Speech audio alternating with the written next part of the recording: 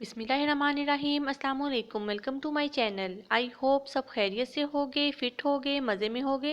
आज मैं आपके साथ शेयर करने लगी हूँ सूजी की टुकड़ी, जिसको बनाना ना सिर्फ बेहद आसान है बल्कि बहुत मज़े की बनती है। और आप इसको बना के 1 महीने के लिए इजीली स्टोर भी कर सकते हैं और इंजॉय कर सकते हैं। उससे पहले अगर आपने मेरे चैनल को अभी तक सब्सक्राइब नहीं किया तो अभी मेरे चैनल को सब्सक्राइब करें, बेल आइकन को प्रेस करें और वीडियो को लाइक और शेयर करना मत भूलिएगा। सबसे पहले मैं यहाँ पे एक बड़े साइज़ की कढ़ाई लूँगी और उसमें ऐड करूँगी देसी घी 1 प्याली। अगर आपके पास देसी घी नहीं है तो आप कोई सा भी घी इसमें यूज़ कर सकते हैं। और अगर आप कप से इसकी मेजरिंग कर रहे हैं तो वो इसमें 1 कप जाएगा। देसी घी डालने के बाद मैं फ्लेम को ऑन कर दूँगी और इसे मेल्ट कर लूँगी। जब आप देखें कि घी मेल्ट हो चुका है फिर हम इसमें ऐड करेंगे सूजी आधा किलो। मैं यहाँ पे बारीक सूजी ले रही हूँ तो आप भी इसमें बारीक सूजी ही यूज़ करिएगा। सूजी डालने के बाद हम इसकी भुनाई स्टार्ट करेंगे। सूजी की भुनाई करने में थोड़ा टाइम ज़्यादा लगता है तो आपने मीडियम टू लो फ्लेम पे इसकी अच्छे से भुनाई करनी है।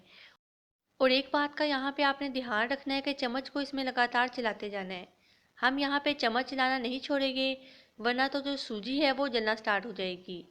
इसी तरह हम लो मीडियम फ्लेम पे इसकी अच्छे से भुनाई करते जाएंगे। यहाँ पर भुनाई करते हुए मुझे 10 मिनट हो चुके थे।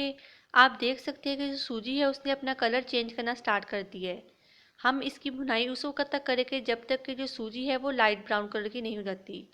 ये आप पे डिपेंड करता है कि आप इसको लाइट ब्राउन करते हैं या डार्क ब्राउन। मैं यहाँ पे इसको उस वक्त तक भुनाई करूँगी जब तक ये लाइट ब्राउन नहीं हो जाती। इसी तरह लो मीडियम फ्लेम पे इसकी भुनाई करते जाए। आहिस्ता आहिस्ता सूजी जो है वो लाइट गोल्डन ब्राउन होना स्टार्ट हो जाएगी। अब मैं इसमें ऐड कर दूंगी निशास्ता 1 टेबल स्पून। ये ऑप्शनल है, अगर आप इसमें ऐड करना चाहते हैं तो कर लीजिएगा। मेरे पास था तो इस वजह से मैंने इसमें ऐड कर लिया। निशास्ता डालने के बाद मैं इसकी दोबारा से लो मीडियम फ्लेम पे भुनाई करूँगी उस वक्त तक जब तक सूजी जो है वो लाइट गोल्डन ब्राउन कलर की नहीं हो जाती। इसी तरह आपने लगातार भुनाई करते जाना है।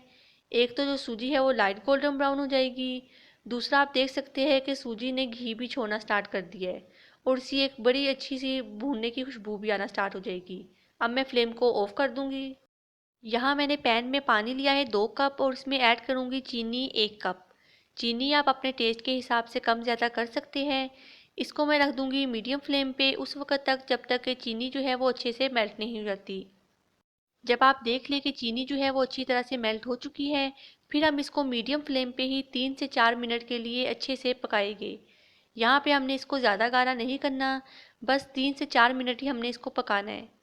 उसके बाद आप देख सकते हैं कि जो हमारा शीरा है वो रेडी हो चुका है। यहाँ पे मैं फ्लेम को ऑफ कर दूँगी।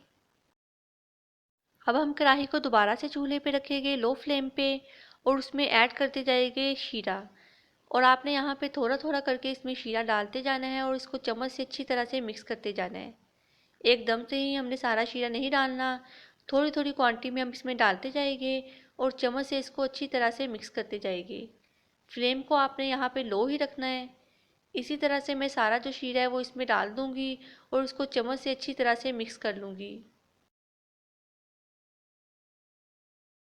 अच्छी तरह से अब आपने इसकी भुनाई करनी है मीडियम फ्लेम पे 5 से 7 मिनट के लिए, ताकि जो पानी है वो अच्छे से ड्राई हो जाए।